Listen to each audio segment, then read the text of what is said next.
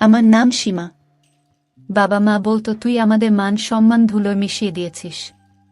জানি না আমি কি এমন কাজ করেছি যার জন্য তাদের মান সম্মান নষ্ট হয়েছে। আমি একজন প্রতিবন্ধী মেয়ে। বাবা মা আমাকে বিষ দিয়েছিলেন। তাদের চোখে আমি মারা গিয়েছিলাম। তারা আমাকে মরা ভেবে বহু দূরে ফেলে আসেন, কিন্তু একজন মহৎ ব্যক্তি দেখতে পেয়ে আমার জীবন বাঁচান আর আমাকে তার বাড়িতে নিয়ে যান। কয়েক বছর পর আমি যখন 15 বছর বয়সী হলাম, তখন তিনি আমাকে বিয়ে করলেন।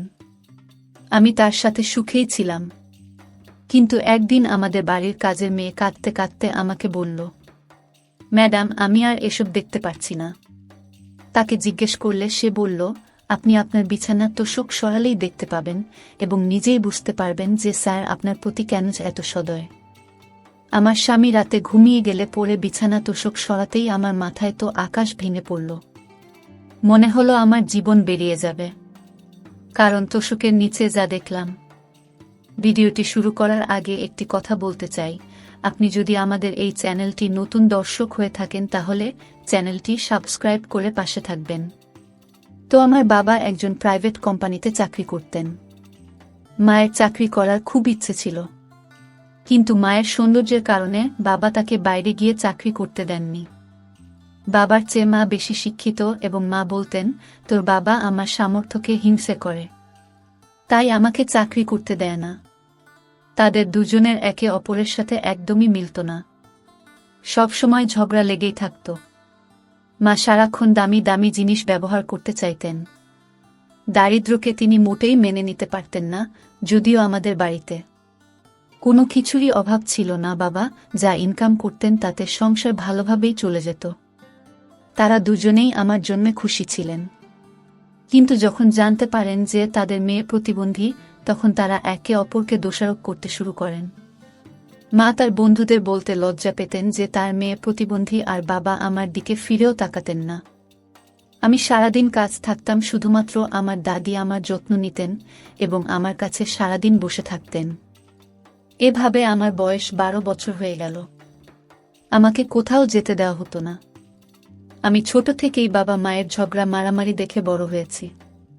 মায়ের মতো সৌন্দর্য আমি উত্তরাধিকার সূত্রে পেয়েছিলাম, কিন্তু এমন সৌন্দর্যে কী লাভ যেখানে আমার বাবা মা আমাকে ভালোবাসেন না।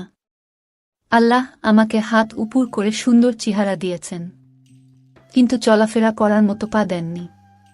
মা বলতেন, জানি না কোনো অপরাধের শাস্তি হিসাবেই প্রতিবন্ধী মেয়ে আমার কপালে জুটেছে। বাবা বলতেন যে মেয়ে নিজের পায়ে হাঁটতে পারে না, তাকে বিয়ে করবে কে, সারা জীবন আমাদের ঘাড়ে বোঝা হয়ে থাকবে। আমি চাইতাম বাবা মা আমাকে ভালোবাসুক, কিন্তু তারা আমার দিকে ফিরেও তাকাতেন না। তারা একে অপরের সাথে ঝগড়া মারামারি করতে থাকেন আর একে অপরের থেকে আলাদা হতে চাইতেন। মা বাবাকে বলেছিলেন, আমাকে ডিভোর্স দাও, আমি তোমার সাথে থাকতে চাই না। আর এর সবচেয়ে বড় কারণ ছিলাম আমি। তিনি আমাকে অনাথ আশ্রমে রাখতে চাইতেন, কিন্তু দাদির কারণে সেটা হতে পারেনি। হঠাৎ যখন দাদির শরীর খারাপ হতে শুরু করল, তখন কেউ আমার দিকে ফিরেও তাকাত না। আর তাদের চিকিৎসা যেমন তেমনভাবেই চলছিল। তার এই অসুস্থতার 1 মাস পরে দাদি চিরকালের জন্য ভগবানের কাছে চলে গেলেন। আমি অনেক কেঁদেছিলাম আর ভগবানকে বলেছিলাম আমাকে তার কাছে ডেকে নিতে। দাদির মৃত্যুর কয়েকদিন পরেই মা বাবার ঝগড়া আরও বেড়ে গেল। মা তার সমস্ত রাগ আমাকে মেরে মেটাত। মা বাবার অনুপস্থিতিতে অন্য লোকের সাথে দেখা সাক্ষাৎ করত। মা আমাকে ধমকে বলেছিলেন আমি যেন এই ব্যাপারটা কাউকে কিছু না বলি। তারপর একদিন কোনো একটা বিষয় নিয়ে বাবা মায়ের মধ্যে প্রবল ঝগড়া শুরু হয়। তারপরে মা আমাকে নিজের হাতে খাওয়াতে শুরু করেন। আমি অবাক হয়ে ভাবলাম, মায়ের কি হলো যে তিনি আমাকে নিজের হাতে খাওয়াচ্ছেন? কিন্তু জানতাম না যে এই খাবারে বিষ মেশানো আছে। আমি অজ্ঞান হয়ে গেলে বাবা মা ভাবলেন আমি মরে গেছি। তারপর তারা আমাকে দূরে একটা রাস্তার পাশে ফেলে দিয়ে আসেন। তখন আমার বয়স 15 বছর। আমি শুনেছিলাম বাবা মায়েরা তাদের সন্তানের জন্য নিজের জীবন দিতে পারেন। সন্তানের জীবনে আসা প্রতিটা সমস্যা দূর করার চেষ্টা করেন। কিন্তু আমাকে বিষ দেওয়ার সময় আমার বাবা মায়ের হাত একটু কাঁপেনি। হয়তো তাদের ভিতরে মানবতা শেষ হয়ে গিয়েছিল। তারা একে অপরের থেকে আলাদা হতে চেয়েছিলেন, আর আমি তাদের মধ্যে বাধা হয়ে দাঁড়িয়েছিলাম।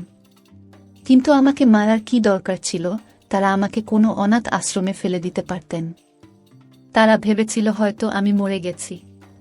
কথায় বলে যে বাচ্চা এসে ভগবানের চেয়েও বড় একজন ভালো মানুষ সময় মতো আমার জীবন না বাঁচালে আমি সত্যিই মরেই যেতাম। আমি হাসপাতালের বিছানায় শুয়ে খুবই অবাক হয়েছিলাম যে আজকের যুগে কে এমন করে। যেখানে নিজের বাবা মা আমাকে মারতে চেয়েছিলেন, সেখানে তিনি আমার জন্য একজন দেবদূত হয়ে আমাকে বাঁচালেন। তিনি আমাকে আমার নাম, বাড়ি কোথায় এবং কে আমাকে বিষ দিয়েছে জিজ্ঞাসা করেছিলেন। লোকটি সুন্দর, সুদর্শন এবং বয়স 22 বছর হবে। সে আমাকে তার বাড়িতে নিয়ে আসেন। তার বাড়িটা খুব সুন্দর, তাকে আমার অনেক ধনী বলেই মনে হয়েছিল। আমি তাকে জিজ্ঞাসা করলাম যে তার বাড়িতে কেউ নেই কেন। তখন সে বলল যে এই পৃথিবীতে তারও কেউ নেই। লোকটি আমাকে বলল চাইলে আমি এখানে থাকতে পারি। প্রথমে আমি খুব দ্বিধায় পড়লাম যে আমি কিভাবে পরপুরুষে বাড়িতে থাকব, কিন্তু আমার কোনো উপায় নেই। আমি বললাম, আপনি যদি আমাকে কোনো কাজ দেন। তিনি হেসে বললেন, তুমি পৃথিবীতে কাজ করার জন্য আসনি। আমার বাড়িতে কাজ করার জন্য অনেক কাজের লোক আছে। তিনি আমার খুব যত্ন নিতেন। আমার সময় ভালোভাবে চলতে লাগল। আর আমার এখন 19 বছর। আমি ধীরে ধীরে তাকে মনে মনে পছন্দ করতে লাগলাম। সে আমার দেখাশোনা, যত্ন যেভাবে করত তাতে আমার মনে তার জন্য ভালোবাসা বাড়তে থাকল। কিন্তু কখনো প্রকাশ করিনি, কারণ আমি জানতাম যে তার এবং আমার মধ্যে কোনো মিলই নেই। তারপর একদিন হঠাৎ সে নিজেই আমাকে তাকে বিয়ে করার কথা জিজ্ঞেস করল। আমি অবাক হয়ে গেলাম যে কেন সে আমার মতো একজনকে বিয়ে করতে চাইছে। সে আমাকে বলল যে আমি তোমাকে ভালোবেসে ফেলেছি। আমিও তার কথা বিশ্বাস করেছিলাম, কারণ তার চোখে ভালোবাসার আভাস স্পষ্ট দেখা যাচ্ছিল। এরপর সে আমাকে শপিং করতে নিয়ে যায়। তারপর একদিন আমাকে বিয়ে করে। আমি ভাবছি এটা কোনো স্বপ্ন মনে হয়। আল্লাহ আমার ভাগ্যে এই সুখ লিখে রেখেছিলেন। আমি তার সাথে খুব খুশি। এই পৃথিবীতে আমি বাঁচার অবলম্বন পেয়েছি। আমি তার জন্য প্রতিদিন সেজেগুজে বসে থাকতাম। সে আমাকে বলেছিল তার একটা বড় বিজনেস আছে এবং সে খুব ধনী। আমাকে নিয়ে কোথাও যেতে কখনো লজ্জা বোধ করেনি। আমি তার সাথে প্রতিটা পার্টিতে যেতাম। তার বন্ধুরা সবাই অবাক হয়ে যেত যে এত হ্যান্ডসাম ছেলে একজন প্রতিবন্ধী মেয়েকে বিয়ে করেছে কিভাবে। আমি ও কম সুন্দরী না, কিন্তু বলা হয় সুখ ক্ষণস্থায়ী, কারো না কারো নজর লেগে যায়। আমি আল্লাহর কাছে প্রার্থনা করতাম আমার উপর যেন কারো নজর না লাগে। আমি আর কাজের মেয়ে সমীর একে অপরের সাথে সুখে ছিলাম। একদিন কাজের মেয়ে খাবার দিতে এসে বলল, ম্যাডাম, এসব অপরাধ আমি সহ্য করতে পারছি না। আমি বললাম, কোনো অপরাধের কথা বলছো তুমি? তখন সে বলল, ম্যাডাম, রাতের ঘুমানোর পরে আপনার নিজের বিছানার নিচটা অবশ্যই দেখবেন। আমি কারণ জিজ্ঞেস করতেই সে বলল, ম্যাডাম, আমি আপনাকে কিছুই বলতে পারবো না, না হলে আমার অবস্থা খারাপ হয়ে যাবে। আপনি দেখলে সব বুঝতে পারবেন। শুধু আমাকে কিছু জিজ্ঞেস করবেন না। আমি আপনাকে কিছুই বলতে পারবো না, না হলে কাজ তো যাবেই। আর না জানি সাহেব আমার কি অবস্থা করবেন। আর আমার এই কথা প্লিজ সাহেবকে বলবেন না, তাহলে তিনি আমাকে বাড়ি থেকে বের করে দেবেন আর আমাকে না খেয়ে মরতে হবে। আমি অবাক হয়ে ভাবলাম, আমার স্বামীর এত নির্ভরযোগ্য দাসী কেন এ কথা বলছে। রাতে স্বামী ঘুমানোর অপেক্ষা করতে করতে ভাবতে লাগলাম, বিছানার নিচে কি এমন আছে যেটা আমি আজ পর্যন্ত জানতে পারিনি। সে ঘুমানোর পরে আমি বিছানার নিচে দেখতেই পায়ের নিচ থেকে মাটি সরে গেল, কারণ সেখানে হাতের তৈরি 4টি পুতুল পড়ে আছে, আর তাদের সবার পা ভাঙ্গা এবং গায়ে সূচ ফোটানো। সেগুলো সবই আমার মতো দেখতে। এসব দেখে খুব ভয় পেয়ে গেলাম। ভয় আমার শরীর কাঁপতে লাগল।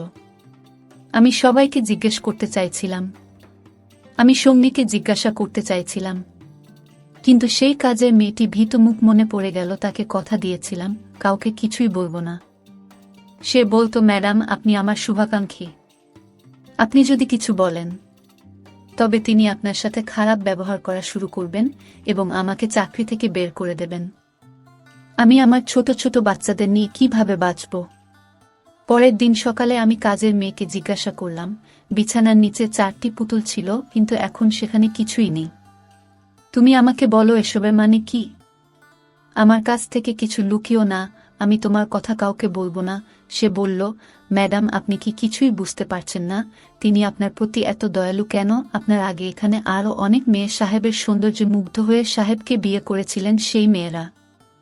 সে কিছুক্ষণ চুপ থেকে বলল, ম্যাডাম আপনি খুবই নিষ্পাপ। আপনি সাহেবের থেকে দূরে থাকবেন। কাজের মেয়ের কথা শুনে নিজের কানকে বিশ্বাস করতে পারছি না। আমি তাকে বললাম, আগে বলো পুতুল দিয়ে কি হয়? সে বলল, ম্যাডাম আমি নিজে দেখেছি। আগের ম্যাডামদের বিছানার নিচে সাহেব পুতুল রাখতেন, আর কিছুদিন পরেই সেই ম্যাডামরা মারা যেতেন। সাহেব আমাদের বলেছিলেন কাউকে কিছু না বলতে। কাজের মেয়ের কথা শুনে আমি অস্থির হয়ে পড়লাম। আমি তার কাছে পরামর্শ চাইলাম, আমাকে বলো এখন আমি কি করব?